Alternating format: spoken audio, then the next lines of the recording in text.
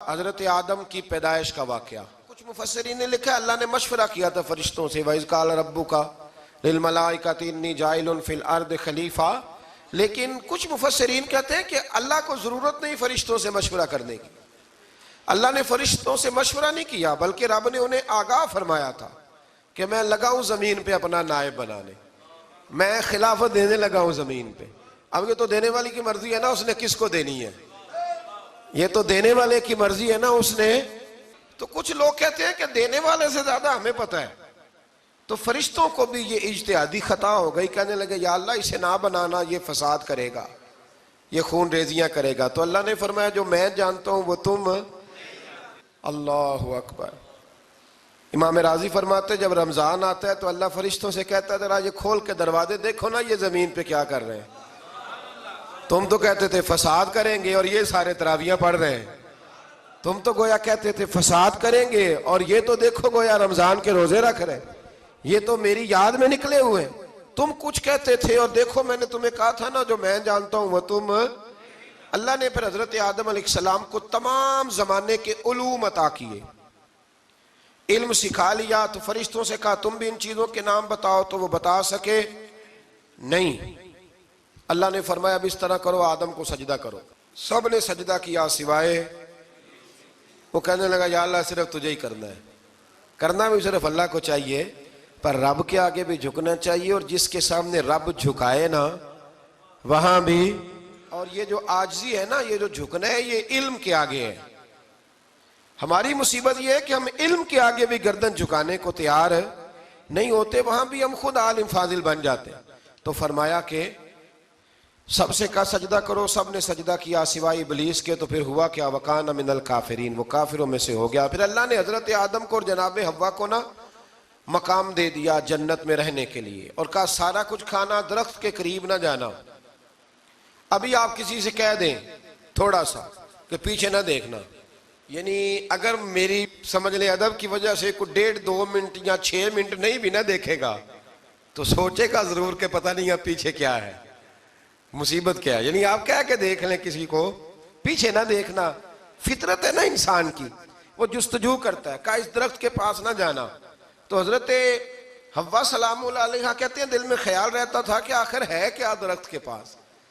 یہی انسان کا عقیدہ توحید ہے کہ جہاں سے رب منع کر دے وہاں وہ منع ہو جائے. اور یہ ان کی خطا نہیں تھی، یہ اللہ کی حکمت تھی، چونکہ رب نے تو پہلے کہہ دیا تھا بنایا ہی زمین کے لیے، تو یہ تو سارا کچھ ہونا تھا تو زمین پہ آنا تھا نا.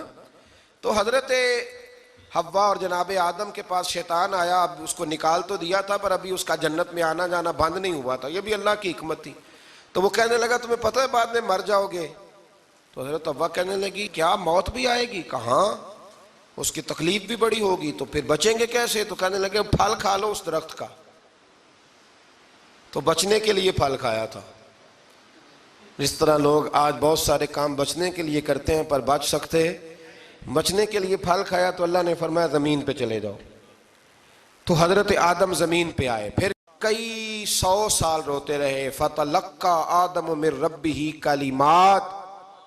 تو پھر اللہ نے خود ہی جناب آدم کو کچھ کلمے سکھائے. علامہ اسماعیل لکی فرماتے ہیں وہ کلمے یہ تھے کہ حضرت آدم نے میرے نبی کا وسیلہ پیش کیا، تو اللہ کریم نے جناب آدم کی دعا کو مقبول فرما لیا. پھر آگے بنی اسرائیل کا ذکر آ جاتا ہے. اللہ تعالیٰ نے بنی اسرائیل، آج آپ اسی قوم کو یہودی کہتے ہیں، ان کو اللہ نے اس زمانے میں فضیلت عطا کی تھی بہت زیادہ. تو عرب کے اندر جب نبی پاک علیہ السلام نے اعلان نبوت کیا تو کچھ لوگوں نے یہ کہہ دیا کہ اگر یہ یہودی کلمہ پڑھ لیں گے تو ہم بھی پڑھ لیں گے. تو پھر اللہ نے انہیں یاد کرایا کہ تم اصل میں کیا ہو، تمہیں کلمہ پڑھنا چاہیے. تو اہل یہود کا تذکرہ کرتے کرتے رب کریم نے ایک بات یہ بھی ارشاد فرمائی کہ تم لوگوں کو تو کہتے رہے ہو کہ وہ نبی آنے والے ہیں، وہ نبی آنے والے ہیں، اور جب آ گئے ہیں تو ماننے کو تیار نہیں ہو. تو فرمایا تأمرون الناس بالبر وَتَنْسَوْنَ أَنفُسَكُمْ وَأَنْتُمْ تَتْلُونَ الْكِتَابَ. لوگوں کو بھلائی کا حکم دیتے ہو اور اپنے آپ کو بھول جاتے ہو. افلا تعقلون، تمہیں عقل نہیں؟ پھر اللہ نے انہیں یہ بھی یاد کرایا کہ یاد کرو وہ زمانہ کہ جب فرعون نے خواب دیکھ لیا تھا کہ کوئی بچہ اس کی سلطنت کو تباہ کرے گا، تو پھر اس نے تمہارے بچوں کو ذبح کرانا شروع کیا اور تمہاری بیٹیوں کو چھوڑتا تھا. فرمایا یہ بھی تو تم نے دیکھا. میں نے تمہیں پھر تم سے کہا جہاد کرو قوم عمالقہ کے خلاف، تو مقام طیہ میں جا کے یہ لوگ کہنے لگے ہم سے جہاد نہیں ہوتا۔ اللہ نے انہیں ایک میدان میں قید کر دیا۔ بڑی دلچسپ بات، قید تو لوگ ہوتے ہیں نا چار دیواری میں، تو اللہ نے بنی اسرائیل والوں کو جب انہوں نے کہا ہم جہاد نہیں کریں گے تو اللہ نے میدان میں قید کر دیا۔ میدان میں، یہ یاد رکھیں، جب انسان اللہ کی نافرمانی کرتا ہے تو اسے ایسی قید ملتی ہے جس کا اس نے تصور بھی نہیں کیا ہوتا۔ ایک میدان ہے مقام طیہ، قید ہو گئے، سارا دن سفر کرتے تھے، سارا دن، تو رات کو تھک کے سوتے تھے، صبح اٹھتے تھے نا جب، تو وہیں ہوتے تھے جہاں کل صبح چلے تھے۔ تو رب جب کسی کو قیدی بناتا ہے تو اسے زنجیروں کی، سلاخوں کی ضرورت، دعا فرمائے اللہ تبارک و تعالی غموں سے نجات عطا فرمائے، یہ دعا فرمائے۔ ایسی قید دیتا ہے کہ جس سے پھر چھٹکارا ہو سکتا۔ تو بنی اسرائیل کا بہت زیادہ تذکرہ اس پارے میں اللہ تبارک و تعالی نے پھر بیان کیا، اور پھر کہا کہ انہیں جو حکم دیا جاتا تھا یہ اس کی سرتابی کرتے تھے، پھر اللہ نے ان پر ذلت نازل کر دی اور یہ ہمیشہ اس کا شکار رہے۔ قوم سبت کا ذکر فرمایا اللہ نے، ہفتے والے دن کچھ لوگ نافرمانی کرتے تھے۔ ہمارے بھی ہیلے بہانے ہیں نا آج کل کاروبار میں، تو اسی سپارے کی آیت نمبر 65 کے اندر اللہ تعالیٰ نے حضرت داؤد کی قوم کا ذکر کیا کہ اللہ نے انہیں حکم دیا تھا کہ ہفتے والے دن مچھلیاں نہیں پکڑنی، تو وہ کہتے تھے چلو ہاتھ لگا کے نہیں پکڑنی، ہاتھ لگا کے۔ وہ ہمارے لوگ ہیلے بہانے تلاش کر لیتے ہیں نا، وہ بڑے جناب انشورنس والا آ گیا، اب وہ بینک والا آ گیا، وہ فلانے صاحب آ گئے، وہ تروڑ مروڑ کے کہانیاں باتیں، اور پھر ہمیں بھی رستے مل جاتے ہیں بچنے کے۔ مفتی صاحب نے کہہ دیا تھا، ایک مولانا سے میں نے ان کو کہا ہفتے والے دن مچھلیاں نہیں پکڑنی، کہا نہیں پکڑتے، چھوٹے چھوٹے حوض بنا لیے، تو مچھلیاں زیادہ آتی تھی اس دن۔ یہ بھی اللہ کی قدرت تھی، نماز کے وقت گاہک زیادہ آتے ہیں، یہ اس کی قدرت ہوتی ہے۔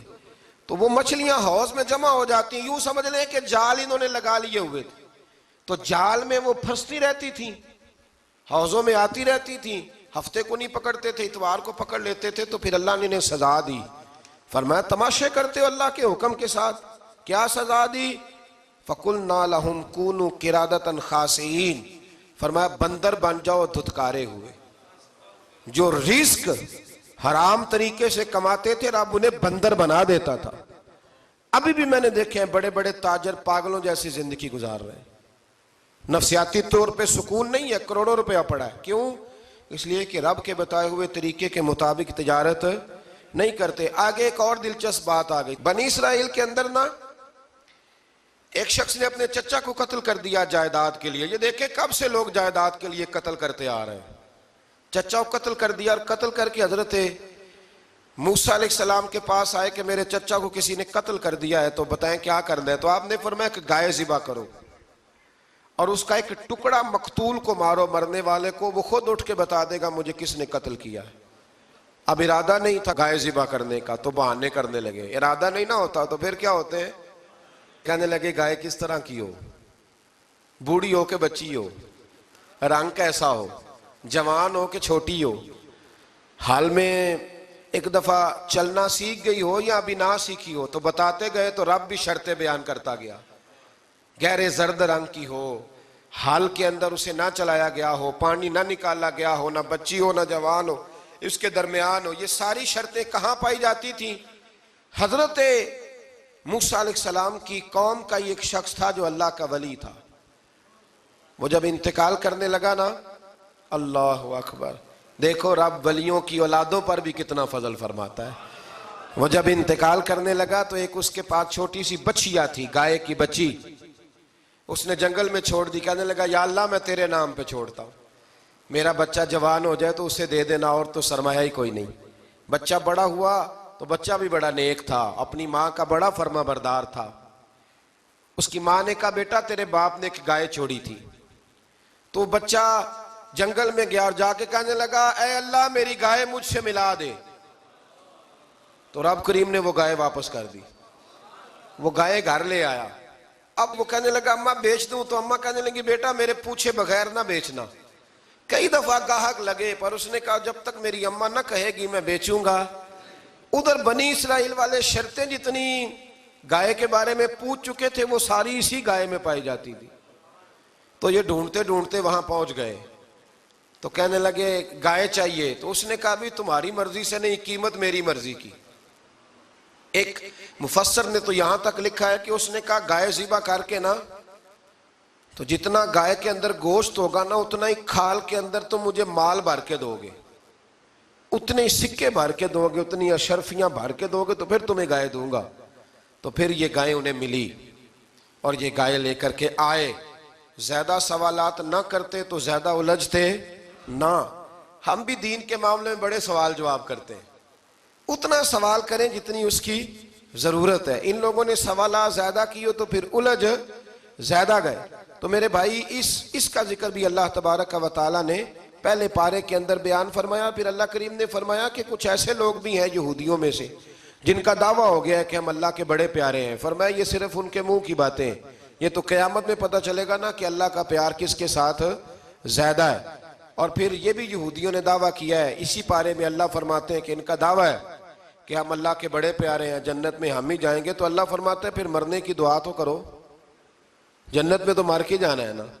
لیکن رب فرماتے ہیں یہ کبھی مرنے کی دعا نہیں کریں گے، اس لیے کہ انہیں پتہ ہے کہ ہم نے آخرت کے لیے کیا بھیجا.